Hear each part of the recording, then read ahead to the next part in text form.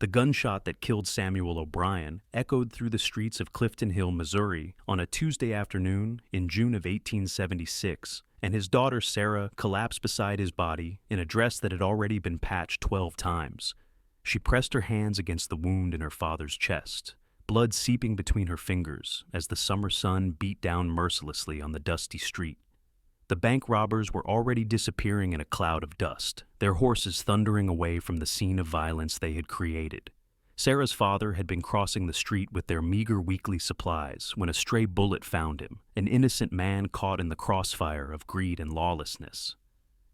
"Papa, please," she whispered, her voice breaking as his eyes fixed on something beyond her, beyond this world.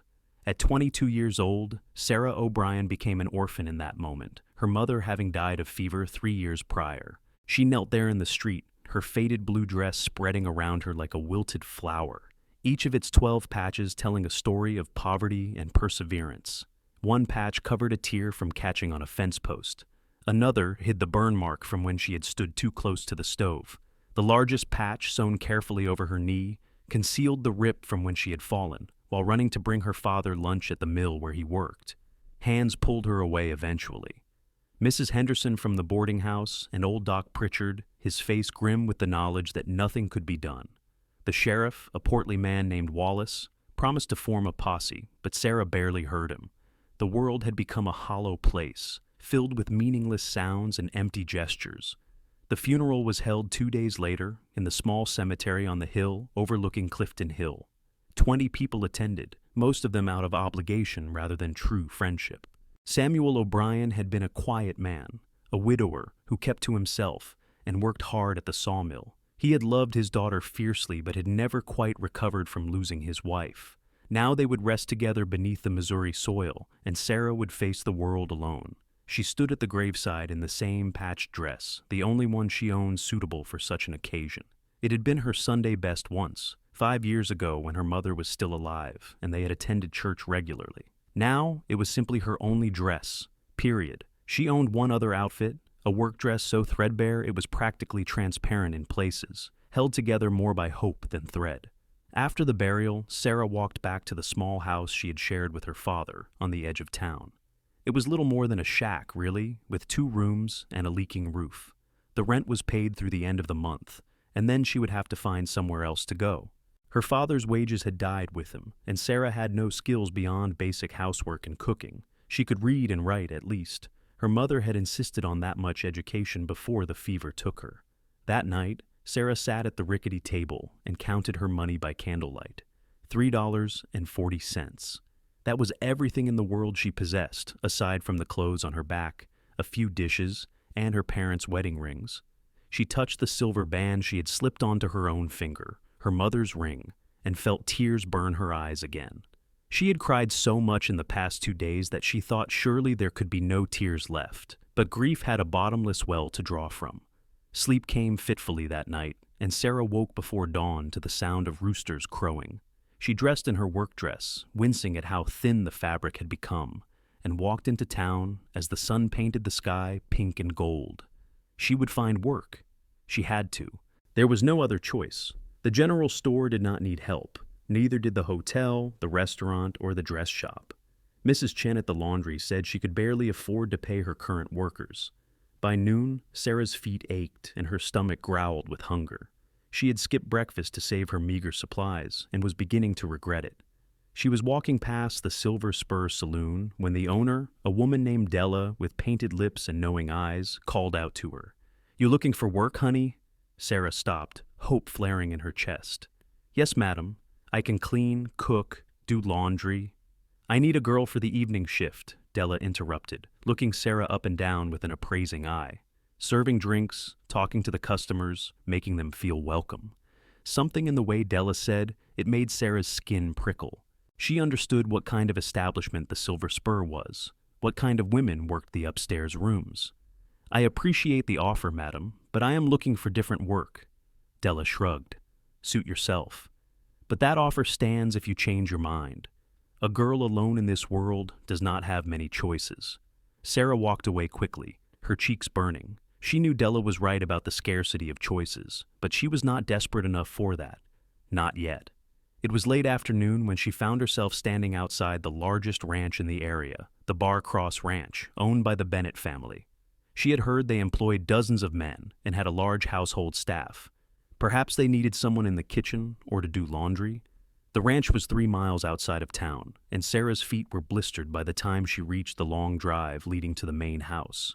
It was an impressive structure, 2 stories of whitewashed wood with a wide porch wrapping around the front. Barns and outbuildings spread out behind it, and she could see cattle grazing in distant pastures. She knocked on the back door, as was proper for someone seeking employment. A heavy-set woman with flour on her apron answered, her expression impatient. "Yes?" "I am Sarah O'Brien, madam. I am looking for work. I can cook and clean and—" "We do not need anyone," the woman said curtly and started to close the door. "Please," Sarah said, desperation making her voice crack. "I am a hard worker. I would do anything. My father just died, and I have nowhere—" "I said we do not need anyone." The door shut firmly in Sarah's face. Sarah stood there for a long moment, staring at the painted wood. Then she turned and began the long walk back to town, her eyes stinging with tears she refused to shed. She would not cry. Crying solved nothing. The sun was setting by the time she reached Clifton Hill again, painting the buildings in shades of orange and red. Sarah's stomach cramped with hunger, and she stopped at the general store to buy a small bag of cornmeal and some lard. That would make hoe cakes, enough to last a few days if she was careful. As she walked home in the gathering dusk, she noticed a man on horseback riding slowly down the street. He was tall in the saddle, wearing a dusty black hat and a dark shirt. Even in the fading light, she could see he was young, perhaps her own age, or a few years older. He rode with the easy grace of someone who had spent his whole life on horseback. Their eyes met for just a moment as he passed, and Sarah felt a strange flutter in her chest. His face was handsome in a rugged way, with strong features and eyes that seemed to take in everything. Then he was past her, riding toward the livery stable, and Sarah shook her head at her own foolishness. She had no time for such thoughts. That night, she made hoe cakes and ate 2 of them, saving the rest for the next day. Tomorrow she would try again. There had to be work somewhere in this town. But the next day brought more of the same. No one needed help, or if they did, they could not afford to pay anyone. By the end of the week, Sarah had exactly 75 cents left to her name, and the rent would be due in 10 days. She had been surviving on hoe cakes and water, and the hunger was a constant gnawing presence in her belly. On Sunday, she forced herself to attend church, hoping that perhaps someone in the congregation might know of work. She wore her patched dress, the only one suitable for church, and tried to ignore the way some of the women whispered behind their hands when they saw her. She had washed the dress as best she could, but the bloodstains from her father's death had not come out completely. Brown smears marked the front where she had cradled him in the street. The sermon was about charity and Christian duty, but when Sarah tried to speak to people after the service, they suddenly remembered other places they needed to be. Only Mrs. Henderson, the boarding house owner, stopped to speak with her. "How are you managing, dear?" the older woman asked, her eyes kind. "I am looking for work," Sarah said. "If you hear of anything—" "I will keep my ears open," Mrs. Henderson promised. She pressed something into Sarah's hand. "Here, it is not much, but perhaps it will help." Sarah looked down at the dollar bill in her palm and felt her throat tighten. "I cannot—" "You can and you will," Mrs. Henderson said firmly. "Your mother was kind to me when my husband died. Let me return that kindness now." Sarah thanked her, the words barely making it past the lump in her throat. $1.75 now. It was not enough, but it was something. She walked home slowly, her mind churning through possibilities. She could sell the house furnishings, but they were worth almost nothing. Her parents' wedding rings would fetch a small amount, but the thought of parting with them made her feel physically ill. They were all she had left of her family. As she approached her small house, Sarah noticed something on the doorstep. She squinted in the bright afternoon sun, trying to make out what it was. As she drew closer, her heart began to pound. There, carefully arranged on her doorstep, were 3 dresses. Beautiful dresses, the kind Sarah had only seen in the windows of the finest dress shops. One was a deep green cotton, practical but lovely. Another was blue calico with tiny white flowers. The third was a Sunday dress in dark burgundy with delicate buttons down the front. Sarah looked around wildly, but the street was empty. Who could have done this? She knelt down and touched the green dress with trembling fingers. The fabric was soft and new, not a patch or worn spot anywhere. Tucked between the folds was a small card with only 2 words written in careful script: "For you." She gathered the dresses in her arms and hurried inside, her heart racing. Once safely in her house, she spread them out on her bed and simply stared at them. They were exactly her size, as if whoever had left them had known precisely what measurements to request. The stitching was professional, the fabric of good quality. These dresses must have cost at least $20 total, perhaps more. But who? And why? Sarah's mind raced through possibilities. Mrs. Henderson? But she had just given Sarah $1. She would not have money for dresses like these. Someone from church taking pity on her? But no one at church had even wanted to speak with her that morning. She picked up the green dress and held it against herself, looking down at how it fell nearly to her ankles, exactly the right length. The waist would fit perfectly. Whoever had done this had paid close attention. The memory of the cowboy she had seen riding through town flashed through her mind, those observant eyes that had met hers for just a moment. But that was ridiculous. She did not even know his name, and he had only seen her once, in the dark, at a distance. There was no reason for a stranger to show her such extraordinary kindness. Still, the thought would not leave her mind as she carefully hung the dresses on nails in the wall, saving her patch blue dress for work she might find. That night, she lay in bed staring at the 3 new dresses hanging like beautiful ghosts in the darkness, and wondered if perhaps miracles did exist after all. The next morning, Sarah put on the green cotton dress. It fit like it had been made for her body specifically, and she could not help but smooth her hands over the soft fabric, marveling at the feel of new cloth against her skin. She had not worn anything new in more than 5 years. She went into town with renewed determination, and perhaps it was the dress or perhaps it was fate, but things began to change. The owner of the restaurant, Mr. Chen, stopped her on the street. "My wife mentioned you were looking for work," he said in his accented English. "We need someone to help in the kitchen, washing dishes and preparing vegetables. The pay is not much, $3 a week plus 1 meal a day. Are you interested?" "Yes," Sarah said immediately, hardly daring to believe it. "Yes, thank you. When should I start?" "Tomorrow morning, 6 o'clock, Mr. Chen said. "Do not be late." Sarah promised she would not be, and practically floated back home. $3 a week would not make her rich, but with careful management, it would be enough to pay rent and buy food. She could survive. That evening, she cooked a proper meal for the first time in a week, using some of the money Mrs. Henderson had given her to buy beans and a small piece of salt pork. As she ate, she looked at the beautiful dresses hanging on her wall and silently thanked whoever had been kind enough to give them to her. The work at the restaurant was hard. Sarah's hands were raw from washing dishes in hot water, and her back ached from bending over the large sink. But she had food in her belly and money promised at the end of the week, and that made every blister worthwhile. On her 3rd day of work, she was in the kitchen chopping vegetables when she heard Mr. Chen greeting someone in the dining room. "Good afternoon, Mr. Bennett. Your usual table?" Sarah's hands stilled on the knife. Bennett. Could it be someone from the ranch where she had been turned away? Curiosity got the better of her, and she peeked through the serving window. The man sitting at the table near the window was the cowboy she had seen riding through town. Up close and in better light, he was even more handsome than she had remembered. His dark hair was neatly combed, and he had shaved recently. He wore clean clothes, a dark blue shirt, and black trousers with polished boots. When he removed his hat, she could see his face clearly. Strong jaw, straight nose, eyes that seemed to take in everything around him with quiet intensity. He was probably around 25, she guessed, and if Mr. Chen had called him Mr. Bennett, he must be related to the family that owned the Bar Cross Ranch. As if feeling her gaze, he looked up suddenly and their eyes met through the serving window. Sarah jerked back, her heart pounding, but not before she saw something flicker across his face. Recognition? Surprise? Mrs. Chen came into the kitchen at that moment, saving Sarah from her own thoughts. "Stop staring and get back to work," she said, but her tone was not unkind. "That is Carter Bennett, youngest son of the Bar Cross Ranch. He comes here twice a week for lunch. His family is very important in this town."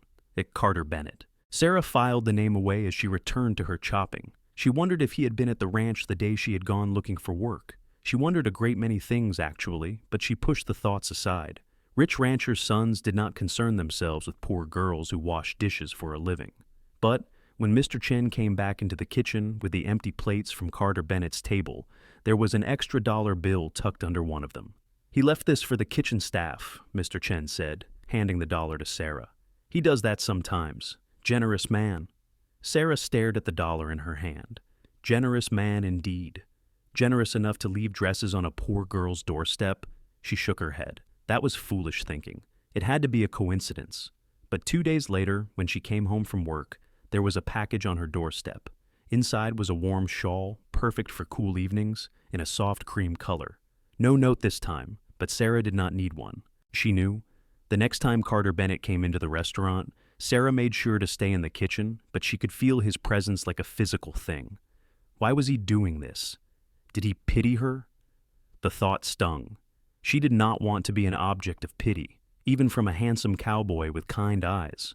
But as the days passed and she wore the dresses he had given her, feeling the warmth of the shawl on cool evenings, Sarah had to admit that pride was a luxury she could not afford. If Carter Bennett wanted to help her, she would accept that help gracefully, even if she did not understand his reasons. 3 weeks after starting work at the restaurant, Sarah had saved enough to pay another month's rent with a little left over. She was still thin, still working herself to exhaustion every day, but she was surviving. More than surviving, actually. The work gave her purpose, and the Chen family treated her kindly. Mrs. Chen had even started teaching her how to cook some of their Chinese dishes, and Sarah found she had a talent for it. It was a Thursday afternoon, and Sarah was taking a rare break, sitting on the back steps of the restaurant with a cup of tea, when she heard footsteps approaching. She looked up to find Carter Bennett standing there, his hat in his hands. "Miss O'Brien," he said, his voice deep and slightly rough, as if he was not accustomed to using it often. "I hope I am not disturbing you." Sarah stood quickly, nearly spilling her tea. "Mr. Bennett." "No, I was just taking a short break." They stood there in awkward silence for a moment. Up close, Carter was even taller than she had realized, easily over 6 feet. His hands were calloused, the hands of a working man despite his family's wealth. His eyes were gray, she noticed, the color of storm clouds. "I wanted to thank you," Sarah said suddenly. "For the dresses and the shawl. I know it was you." Carter's ears turned slightly red. "I do not know what you mean." "Please do not insult me by denying it," Sarah said gently. "I am grateful, truly, but I need to know why. Is it pity? Because I cannot bear to be pitied." Carter looked down at his hat, turning it in his hands. "It was not pity. I saw you that first day after your father died. I was in town when it happened. I saw you kneeling in the street, and your dress." He trailed off, then met her eyes again. "No one should have to bury their father in a dress held together by patches and hope. And when I saw you walking home that evening, you looked so tired and so alone. I just wanted to help." "But you do not know me," Sarah said, her voice barely above a whisper. "No," Carter agreed, "but I would like to, if you would permit it." Sarah's heart was pounding so hard she was certain he could hear it. "Why?" "Because when I look at you, I see strength," Carter said simply. "I see someone who has every reason to give up but chooses to keep fighting. I admire that. I admire you." Before Sarah could respond, Mrs. Chen's voice called from inside. "Sarah, we need you." "I have to go," Sarah said, flustered. "I am sorry." "May I call on you?" Carter asked quickly. "Properly, I mean. May I come to your home and take you for a walk, or to dinner?" Sarah thought of her tiny, shabby house with its leaking roof and bare walls. The thought of Carter Bennett seeing how she lived made her stomach clench with shame, but the hope in his eyes was impossible to deny. "Yes," she heard herself say. "Yes, you may." The smile that broke across Carter's face was like the sun coming out from behind clouds. "Sunday afternoon, I could pick you up at 2 o'clock. "I will be ready," Sarah promised, and then she hurried back inside before her courage could fail her. The next few days passed in a blur of nervous excitement and anxiety. Sarah scrubbed her little house until it was as clean as possible, though she could do nothing about the worn furniture or the leak in the roof. She washed her hair 3 times and tried to figure out which of her new dresses to wear. The burgundy one seemed too fancy for a simple walk. The green one was her work dress now. She settled on the blue calico with the tiny white flowers. Sunday dawned clear and warm, a perfect late July day. Sarah was ready by noon, far too early, and spent the next 2 hours pacing her small house and trying not to panic. What would they talk about? What if Carter realized she was not educated or refined enough for him? What if his family found out and disapproved? At exactly 2 o'clock, she heard a knock on her door. She took a deep breath, smoothed her dress one final time, and opened it. Carter stood on her doorstep with a small bouquet of wildflowers in his hand. He wore clean dark trousers and a white shirt, and his hair was still damp from washing. He looked nervous, which somehow made Sarah feel better about her own nerves. "You look beautiful," he said, handing her the flowers. "Thank you," Sarah said, feeling her cheeks warm. "Let me just put these in water." She found a chipped cup to serve as a vase and arranged the flowers carefully, very aware of Carter standing in her doorway, seeing the poverty of her home. But when she turned around, there was no judgment in his face, only patient waiting. They walked through town toward the edge of Clifton Hill, where a small creek ran through a grove of cottonwood trees. It was cooler there, shaded and peaceful. For a while, they walked in silence, and Sarah found it was not an uncomfortable silence. Carter seemed like a man who appreciated quiet. "Tell me about yourself," Sarah said eventually. "I know you are from the Barcross Ranch, but that is all I know." Carter picked up a smooth stone and skipped it across the creek. "I am the youngest of 3 sons. My father owns the ranch, and my brothers are being groomed to take it over someday. I work there, but I'm not much interested in the business side of ranching. I prefer working with the horses and cattle, being out on the land." "That must be difficult," Sarah said. "Being the youngest, I mean. Do you feel left out?" "Sometimes," Carter admitted. "My brothers think I am not serious enough about the ranch. My father thinks I lack ambition. But I just want to do honest work and live a good life. I do not need to own everything or be the most important man in town." They found a large rock by the creek and sat down, their shoulders not quite touching. Sarah found herself telling him about her parents, about her mother's death, and how her father had never quite recovered. She told him about working at the restaurant and how much she appreciated the Chen's kindness. "I went to your ranch looking for work," she confessed. "A few weeks ago, the woman at the door turned me away." "That would have been Mrs. Cummings, our housekeeper," Carter said, his jaw tightening. "She can be harsh. I am sorry you were treated that way." "It does not matter now," Sarah said. "Things worked out." Carter looked at her intently. "I saw you that day. I was coming back from checking the south pasture and saw you walking away from the house. You looked so defeated, and it broke my heart. That is when I decided to have the dresses made." "You had them made?" Sarah asked. "But how did you know my size?" Carter's ears turned red again, and Sarah found it endearing how easily he blushed. "I asked Mrs. Chen. I told her I wanted to do something kind for you, and she took your measurements when you were not paying attention, said something about adjusting your work dress." Sarah laughed, surprised and delighted. "She never said a word to me. I asked her not to."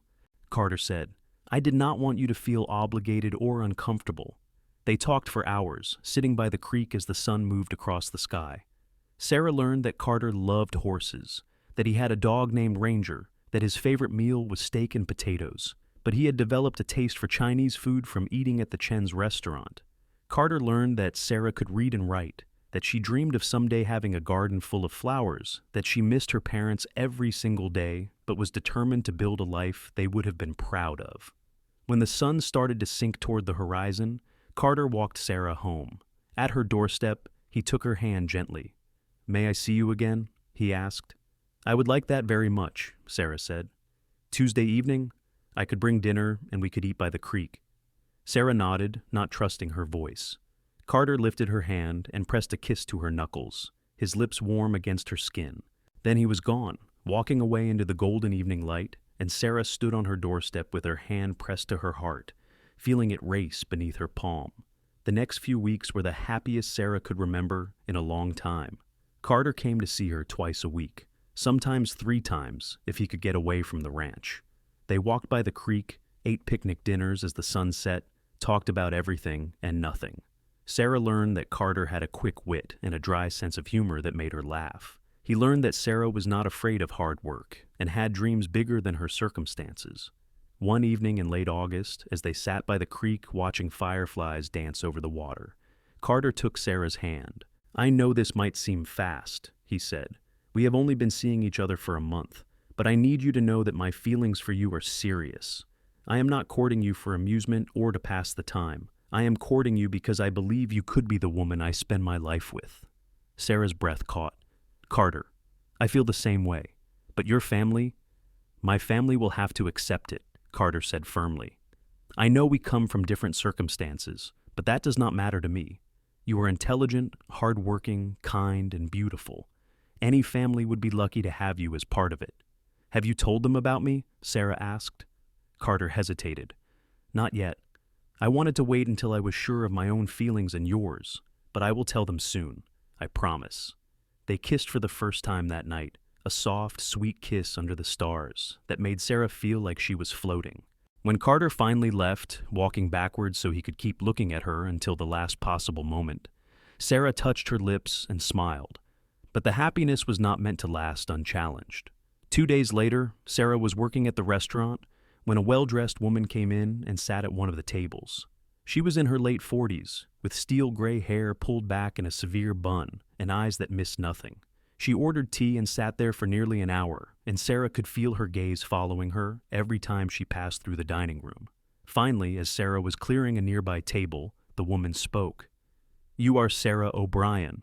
It was not a question, but Sarah nodded anyway. "Yes, madam." "I am Eleanor Bennett, Carter's mother." Sarah's stomach dropped. She had known this moment would come eventually, but she had hoped for more time. "It is a pleasure to meet you, Mrs. Bennett." "Is it?" Eleanor's voice was cool. "I wonder. My son has been secretive lately, disappearing at odd hours, distracted from his work. Now I learn he has been spending time with a girl from town, a girl with no family, no prospects, no education." "I can read and write," Sarah said quietly, trying to keep her voice steady. "And I work hard for my living." "How admirable," Eleanor said, her tone making it clear she found it anything but. "Let me be frank with you, Miss O'Brien. My son is young and prone to romanticism. He sees a poor girl in a patched dress and his heart bleeds for her. But romance fades. What you must understand is that Carter comes from a family of means and standing in this community.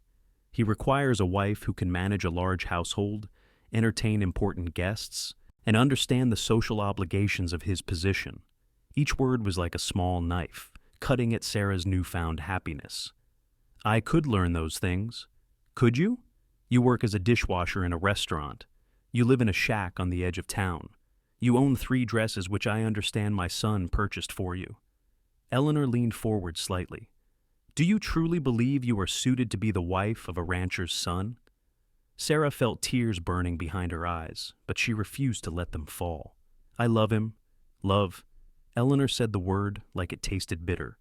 "Love will not teach you how to run a household with 15 employees. Love will not help you navigate the social complexities of county society. And love will not change the fact that you are fundamentally unsuitable for my son." "What do you want from me?" Sarah asked, her voice barely above a whisper. "I want you to do the kind thing," Eleanor said. "I want you to end this relationship before it goes any further, before Carter makes a mistake that will affect the rest of his life. If you truly love him, you will let him go." Eleanor stood, placed money on the table for her tea, and walked out. Sarah stood there frozen, her hands clutching a dirty plate so tightly she was surprised it did not shatter. That evening, when Carter came to see her, Sarah was quiet. They walked to the creek as usual, but she could not seem to find words. Finally, Carter stopped walking and turned to face her. "What is wrong? And please do not say nothing, because I can see something is bothering you." "Your mother came to see me today," Sarah said. Carter's face went pale, then flushed with anger. "What did she say to you?" "She thinks I am unsuitable for you, that I do not have the education or breeding to be a rancher's wife." Sarah looked down at her hands. "Maybe she is right." "She is not right," Carter said fiercely. He took Sarah's hands in his. "Listen to me. My mother is a snob who cares more about appearances and social standing than she does about actual character or happiness. Yes, you were not born into wealth. Yes, you have not had the advantages that some women have. But you are smart and capable, and you work harder than anyone I know. You could learn anything you needed to learn." "But what if I cannot?" Sarah asked, finally looking up at him. "What if I embarrass you in front of your family's friends? What if I use the wrong fork at dinner or say the wrong thing to an important guest? Then we will laugh about it later, Carter said. Sarah, I do not want a wife who is perfect. I want a wife who is real, someone who understands what it means to work for what you have, who appreciates the value of simple things. I want someone I can talk to, who challenges me and makes me laugh. I want you. Your family will never accept me, Sarah said. My father might surprise you, Carter said. He worked his way up from nothing. He started as a ranch hand and saved every penny until he could buy his own land. He understands hard work and determination. It is my mother who is obsessed with social standing because she came from a good family that lost everything in the war, and she has spent her whole life trying to reclaim that position. I do not want to cause problems between you and your family, Sarah said. Carter pulled her close, wrapping his arms around her. The only problem would be losing you. Promise me you will not let my mother's words drive you away. Sarah rested her head against his chest, listening to the steady beat of his heart. I promised to try, but trying was harder than Sarah expected. Everywhere she went in town, she felt people's eyes on her now. The whispers followed her down the street. That is the girl who thinks she can marry Carter Bennett. Putting on airs, that one is. She must have trapped him somehow. Mrs. Chen defended her at the restaurant, and Mr. Chen gave her a small raise in wages without explanation. But Sarah could feel the weight of the town's judgment, and it was exhausting. 2 weeks after Eleanor's visit, Carter told his family he was serious about Sarah and intended to marry her. The fight that followed could apparently be heard throughout the ranch house. His mother was furious. His father was skeptical, but willing to meet Sarah. His brothers thought he was being foolish. My father wants to meet you, Carter told Sarah the next evening. Will you come to the ranch for dinner on Sunday? Sarah's first instinct was to refuse, to protect herself from the rejection she was sure would come. But she had promised Carter she would try, and she kept her promises. I will come, she said. Sunday arrived too quickly. Sarah wore the burgundy dress, the finest of the 3 Carter had given her, and spent an hour trying to arrange her hair in a style that looked elegant rather than simple. Carter picked her up in a buggy, and the ride to the ranch felt both too long and too short. The Barcross Ranch was even more impressive up close. The main house sat on a slight rise, surrounded by well-tended gardens. Horses grazed in white-fenced paddocks. Everything spoke of wealth and permanence. Carter helped her down from the buggy and took her hand. Remember, you have nothing to prove to anyone. Just be yourself. Easy for him to say, Sarah thought. But she lifted her chin and walked with him up to the house. Carter's father, Charles Bennett, was a big man with weathered skin and shrewd eyes. He shook Sarah's hand with a grip that was firm but not crushing. Miss O'Brien, welcome to our home. Thank you for having me, Mr. Bennett. Eleanor was there too, of course, her expression cool and unwelcoming. Carter's brothers, Christopher and Cole, both older and broader than Carter, looked at Sarah with undisguised curiosity. Dinner was an ordeal. Sarah was terrified of making a mistake, of using the wrong utensil or saying something foolish. She ate little and spoke less, answering questions when asked, but otherwise staying quiet. Charles asked her about her father's work at the sawmill. I knew Samuel O'Brien. Good man, honest worker. His death was a tragedy. Yes, sir. Thank you, sir. Carter tells me you are working at the Chen's restaurant. How do you find that work? I am grateful for it, sir. The Chen family has been very kind to me. The questions continued, polite but probing. What were Sarah's plans for the future? Did she have family elsewhere? What were her interests? Sarah answered as best she could, painfully aware of Eleanor's cold gaze and the skeptical expressions on the brothers' faces. Only Carter looked at her with warmth and encouragement. After dinner, Charles invited Sarah to walk with him on the porch while the others remained inside. Sarah's hands were shaking, but she clasped them together and followed him out. You are nervous, Charles observed.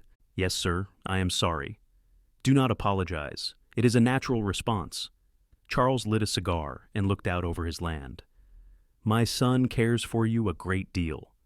I care for him too, sir.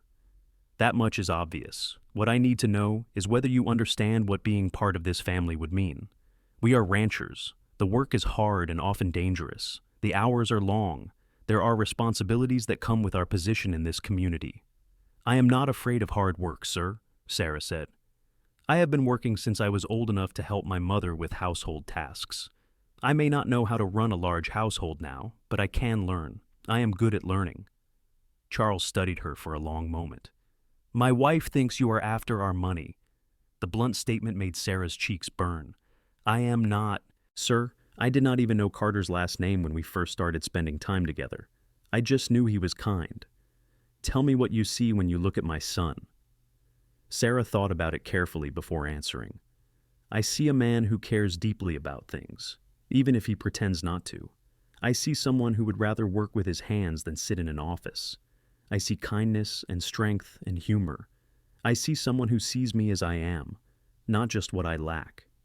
And what do you think he sees when he looks at you? I hope he sees someone who will stand beside him, Sarah said quietly. Someone who will work as hard as he does, who will be honest with him, who will love him for who he is, not what he has. Charles nodded slowly. You may not have been born into this life, Miss O'Brien, but you have the right attitude. That counts for something. He paused.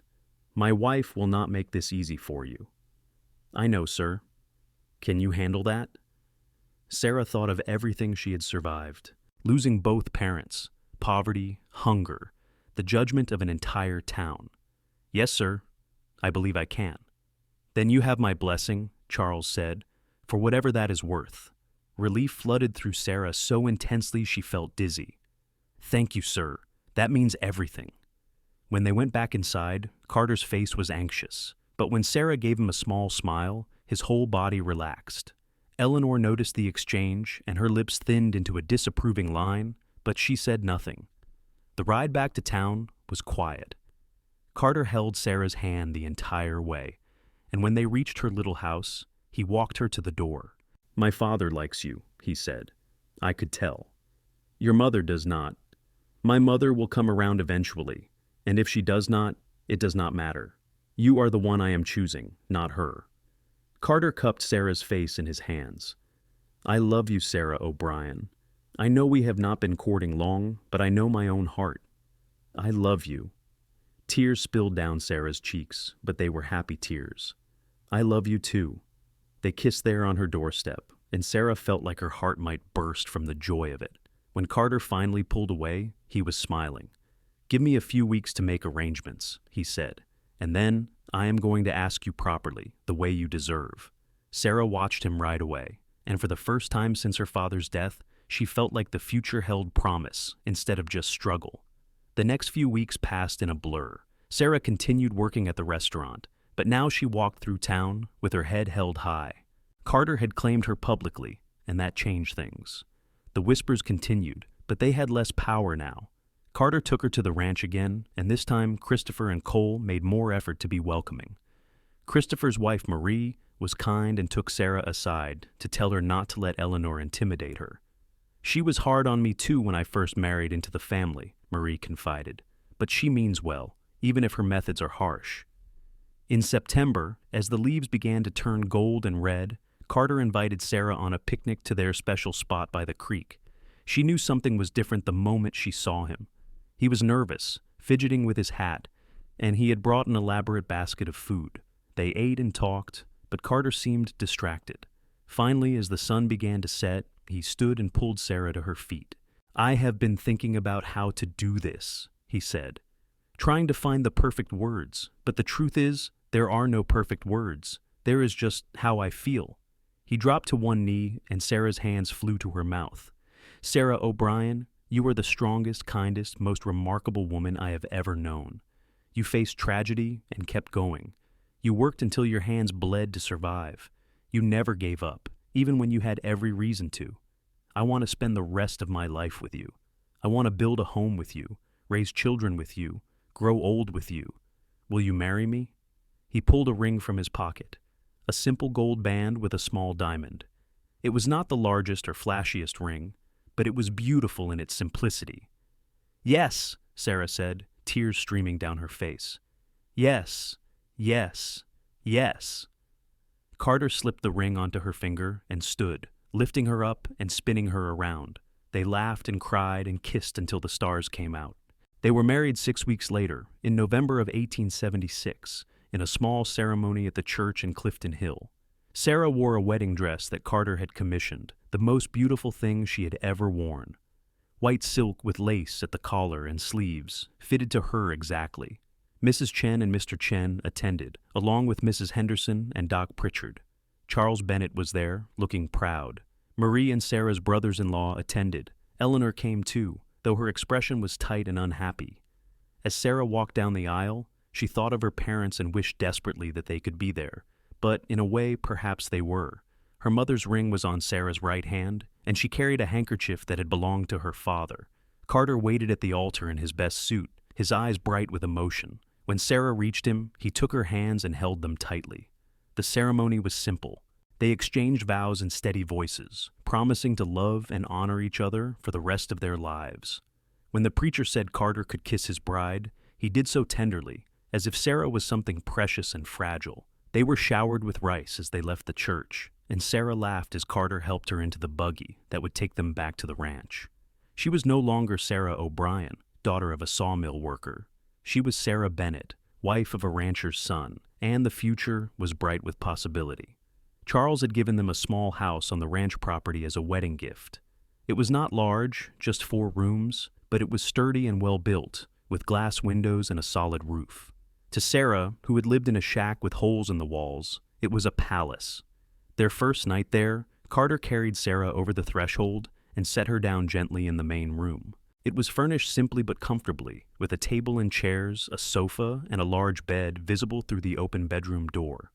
"Welcome home, Mrs. Bennett," Carter said, and Sarah felt tears prick her eyes at the sound of her new name. "Mrs. Bennett," she repeated, testing it out. "I like the sound of that." They made love that night with tenderness and patience, learning each other's bodies, discovering what brought pleasure and what made them gasp.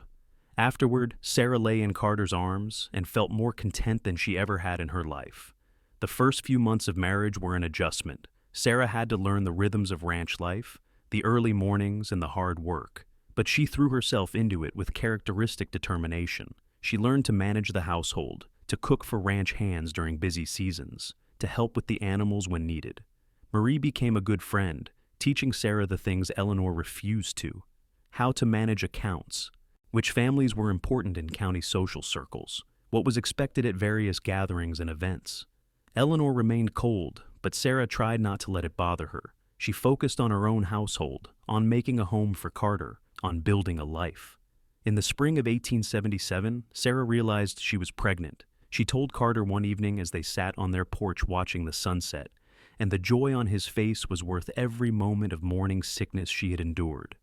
"A baby," he kept saying, his hand on her still flat stomach. "We are going to have a baby." Their son was born in November, exactly a year after their wedding. The labor was long and difficult, and there were moments when Sarah was certain she would not survive it. But finally, just before dawn, the baby emerged with a loud cry that announced his presence to the world. "A boy," the midwife announced, and Carter, who had been pacing outside, burst into the room. He cradled his son with shaking hands, tears running down his face. "He is perfect, Sarah, he is perfect."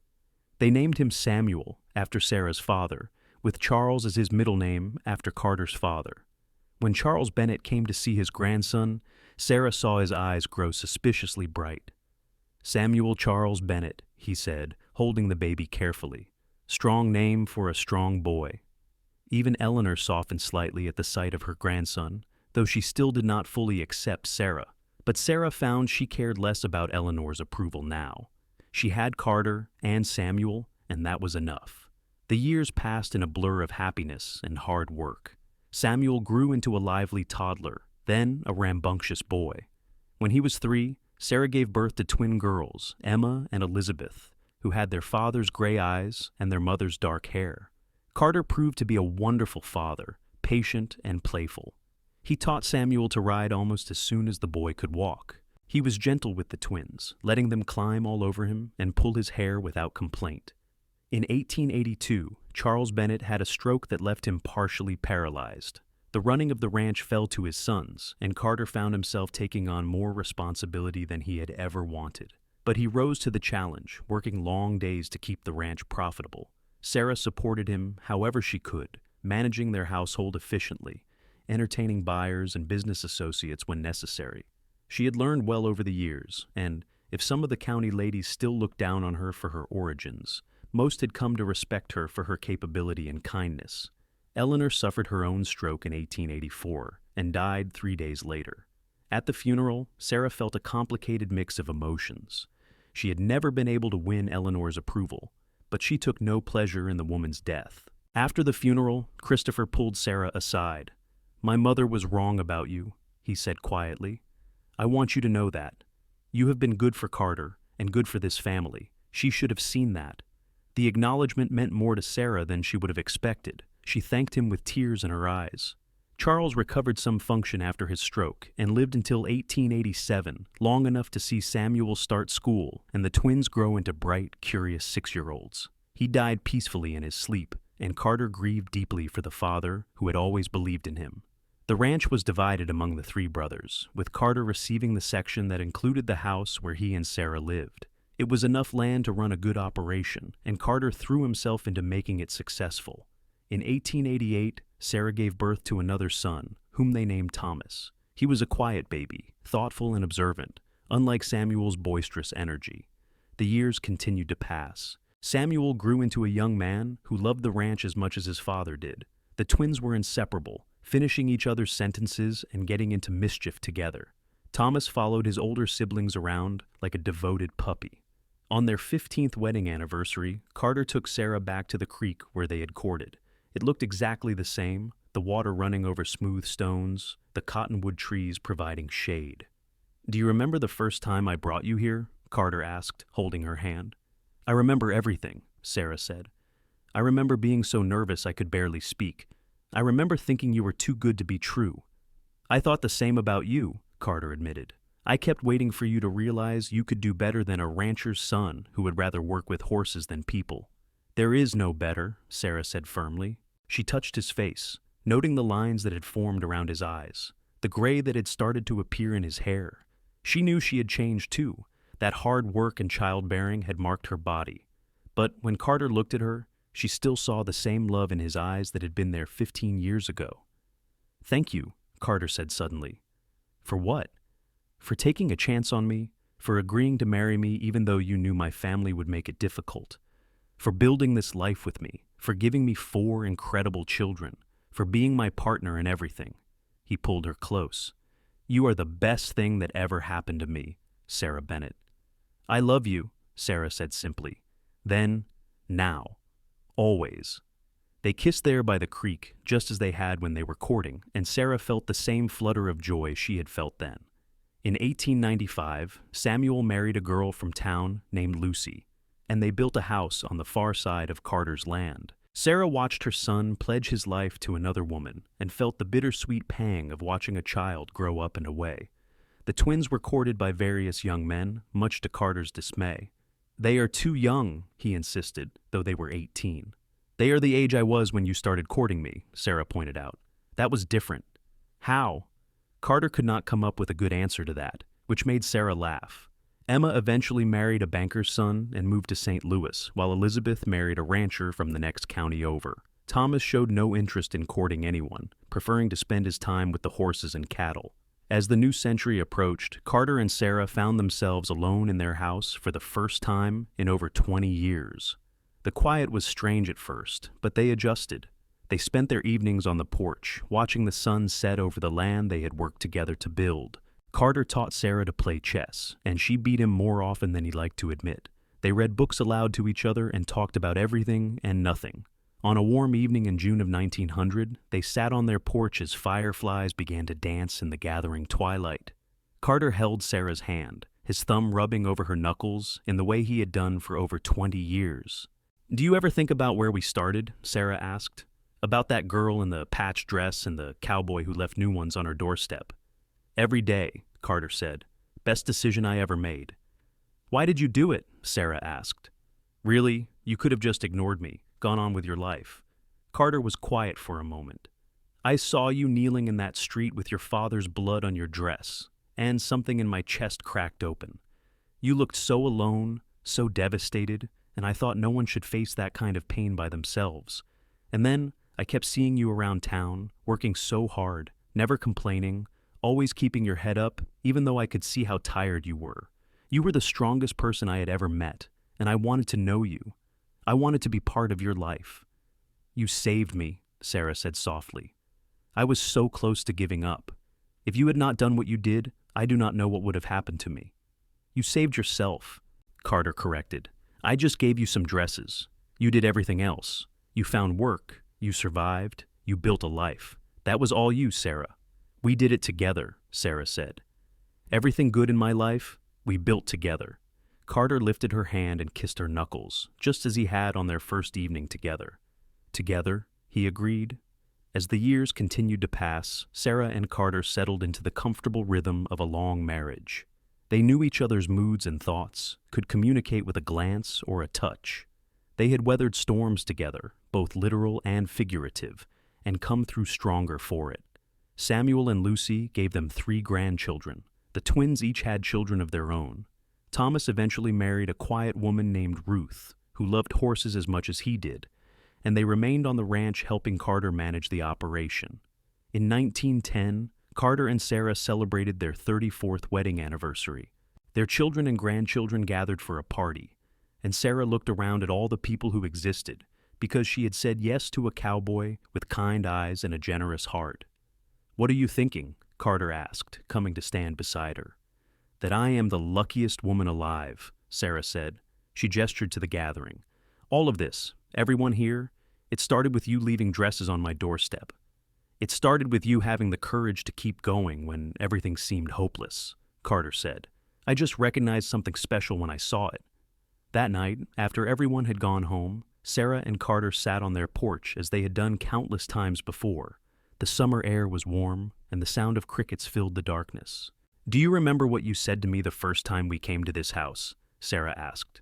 You said, "Welcome home, Mrs. Bennett." I remember. I have been thinking about that moment a lot lately. Before you, I did not really understand what home meant. The house I grew up in was just a place to sleep. But you gave me a real home. Not just a building, but a feeling. Safety, love, belonging. Carter's arm came around her shoulders. You gave me the same thing. Before you, I was just going through the motions of living. You made everything matter. You made everything real. They sat there in comfortable silence, 2 people who had chosen each other against the odds and built a life that was richer than either of them could have imagined. In 1918, the influenza epidemic swept through Missouri. It took Ruth first, Thomas's wife, leaving him devastated. Then it took Samuel's oldest son, just 20 years old, with his whole life ahead of him. The family mourned together, holding tight to each other through the grief. Carter himself caught the flu and was sick for weeks. Sarah nursed him tirelessly, barely sleeping, forcing broth and medicine down his throat when he was too weak to resist. There were dark days when she thought she might lose him, when his fever burned so hot she could feel it from across the room. But Carter Bennett was a stubborn man, and he fought his way back to health. When he was finally strong enough to sit up in bed, the first thing he said was, "You look terrible. When was the last time you slept?" Sarah burst into tears, and Carter held her as she sobbed with relief and exhaustion. They recovered slowly, both of them weaker than before, but grateful to be alive. The epidemic passed eventually, leaving scars on the community, but also a renewed appreciation for the preciousness of life. As the 1920s began, Sarah and Carter found themselves in their 60s, still working the ranch with Thomas's help, but taking things a bit easier. They had earned their rest, their children told them. They had worked hard enough for one lifetime, but neither of them could imagine fully retiring. The ranch was in their blood, the land as much a part of them as their own skin. On a spring morning in 1926, exactly 50 years after Sarah's father had died in the street, Sarah walked out to the cemetery on the hill. Carter came with her, as he always did. They stood at her parents' graves, and Sarah placed fresh flowers on the markers. "I wish they could have known you," she told Carter. "My father would have liked you. My mother would have loved how you take care of me. I hope I have lived up to what they would have wanted for you," Carter said. "You have exceeded it," Sarah assured him. "Beyond my wildest dreams." They stood there for a while longer, remembering the past, grateful for the present. Then they walked back down the hill together, hand in hand, ready to face whatever time they had left together. Their 50th wedding anniversary in November of 1926 was a grand celebration. All their children and grandchildren gathered, along with friends from throughout the county. Sarah wore a new dress, deep green like the first dress Carter had given her all those years ago. Carter wore his best suit and looked distinguished with his silver hair and weathered face. During the party, Christopher stood up to give a toast. 50 years ago, my brother married a woman our mother did not approve of, a woman with no money, no family connections, no social standing. My mother thought Carter was making the biggest mistake of his life. He paused and looked at Sarah. She could not have been more wrong. Sarah Bennett is the strongest woman I know. She has been a devoted wife, a wonderful mother, and a true asset to this family. Carter knew what he was doing when he chose her, and we have all been blessed by that choice. To Sarah and Carter, 50 years and counting. Everyone raised their glasses, and Sarah felt tears slip down her cheeks. Carter wiped them away gently and kissed her forehead. "I love you," he whispered. "Today, tomorrow, always." "Always," Sarah agreed. As the party wound down and their family began to leave, Samuel approached his parents. He was 50 years old now, his own hair graying, but Sarah still saw the little boy he had been. "I wanted to tell you something," Samuel said. "Lucy and I have decided to build a new house on our section of land, and we want to give this house to you and Pa. It is time you had something smaller to manage, something easier." "Samuel, you do not have to," Sarah started, but Samuel held up his hand. "Ma, you and Pa have given us everything. Let us give you this, please." Sarah looked at Carter, who nodded slowly. "That is very generous, son. Thank you." So Sarah and Carter moved into a smaller house, just 3 rooms, on the edge of the property. It was cozy and manageable, with a large porch where they could sit and watch the sunset. Thomas handled most of the ranch work now, though Carter still went out to check on things when he felt up to it. The years grew quieter. Their great-grandchildren were born, adding another generation to the family they had built. Sarah's hands grew twisted with arthritis, but she still managed to sew and do handwork. Carter's back troubled him, but he still rode out to check the fences when the weather was good. They celebrated their 60th anniversary in 1936, a smaller affair this time, just family. Sarah was 84 years old, Carter 88. They had been together more than half a century, and the love between them was as strong as ever. One evening in the autumn of 1938, Sarah and Carter sat on their porch watching the leaves turn gold and red. Carter had not been feeling well lately, but he insisted on sitting outside. The air was crisp and clean, and the setting sun painted the sky in shades of pink and orange. "It has been a good life," Carter said quietly. "Better than I could have hoped for." "The best life," Sarah agreed. She held his hand, feeling the familiar calluses, the strength that remained even as his body weakened. "No regrets?" Carter asked. "Not a single one," Sarah said. "You? Only that I did not find you sooner, that we did not have more time." "We had enough time to build something beautiful," Sarah said. "Look at what we created. 4 children, more grandchildren, and great-grandchildren than I can count sometimes. We built a legacy of love, Carter. That is more than most people can say." Carter lifted her hand and kissed it, just as he had done 1,000 times before. "I love you, Sarah Bennett. I have loved you since the moment I saw you in that patched dress, and I will love you beyond my last breath." "And I love you," Sarah said. "My cowboy who left dresses on my doorstep and changed my whole world." They sat there as the sun sank below the horizon, 2 people who had chosen each other and built a life that was richer and fuller than either could have imagined. The evening star appeared in the darkening sky, and Sarah made a wish, the same wish she had made countless times before. More time. Just a little more time. Carter passed away peacefully in his sleep 3 nights later, his hand still holding Sarah's. She woke in the darkness and knew immediately that he was gone. She lay there for a long time, holding him close, saying goodbye to the man who had been her partner, her love, her everything for 62 years. The funeral was large, with people coming from 3 counties to pay their respects to Carter Bennett. Sarah sat in the front pew, surrounded by her children and their families, and listened as person after person spoke about Carter's kindness, his integrity, his generosity. But what they did not know, what Sarah kept close to her heart, was the memory of a young cowboy who had seen a girl in a patched dress and decided to help her. That single act of kindness had changed both their lives, had created this entire legacy of love and family. After Carter was buried next to his parents on the ranch, Sarah returned to the little house they had shared. It felt impossibly empty without him. She wandered from room to room, touching things he had touched, remembering moments they had shared. In the closet, she found a box she had not looked at in years. Inside were her old dresses, including the patched blue one she had been wearing the day her father died. Sarah took it out and held it, running her fingers over the 12 patches, each one a memory of hardship and survival. She also found the first dress Carter had given her, the green cotton one.